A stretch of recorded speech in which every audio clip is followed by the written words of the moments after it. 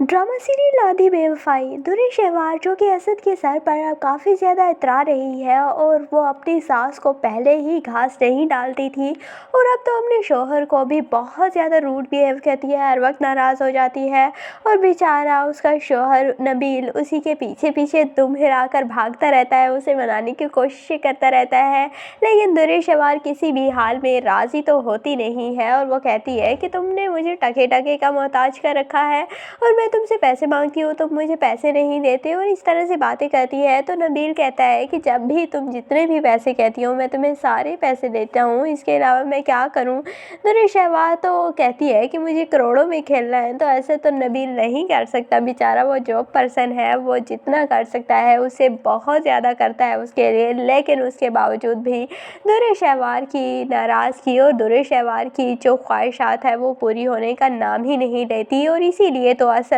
के पास उसकी दुखती रग है और वो उसे कहता है कि तुम्हें कभी भी वो ख्वाहिशात तुम्हारी पूरी हो ही नहीं सकती नबील के साथ और तुम उस तरह से लाइफस्टाइल नहीं गुजार सकती और इसीलिए तुम मेरे पास वापस आ जाओ। अभी तो दुर्रे शहवार उस पर यकीन नहीं कर पा रही, लेकिन असद उसे अपना यकीन दिला ही देगा कि मैं सच्चा हूँ और मेरी मोहब्बत भी सच्ची है तुम्हारे लिए। हालांकि असद सिर्फ बच्चा हासिल करने के लिए ये सब कुछ कर रहा है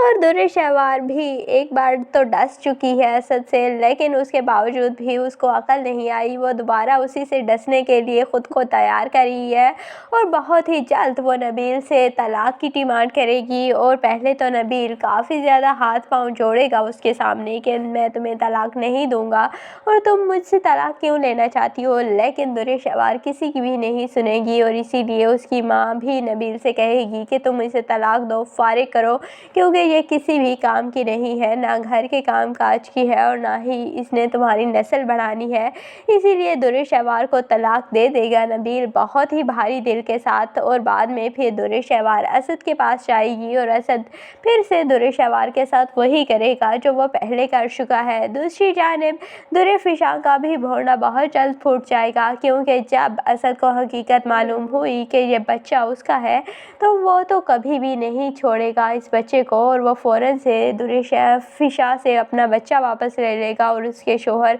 अरसल को भी पता चल जाएगा कि ये बच्चा उनका था ही नहीं और उसकी बीवी ने उसे बेवकूफ़ बनाया। इस वजह से अरसल बहुत ज़्यादा खफा हो जाएगा अपनी बीवी से और काफ़ी ज़्यादा नाराज़गियाँ चलती रहेंगी, लेकिन बाद में फिर वो दुर्रे फिशा को माफ़ कर ही देगा। तो आपको ये ड्रामा आधी बेवफाई कैसा लगता है, कमेंट सेक्शन में अपनी कीमती राय का ज़रूर इज़हार कीजिएगा और अगर वीडियो अच्छी लगे तो वीडियो को लाइक और चैनल को ज़रूर सब्सक्राइब कर दीजिएगा।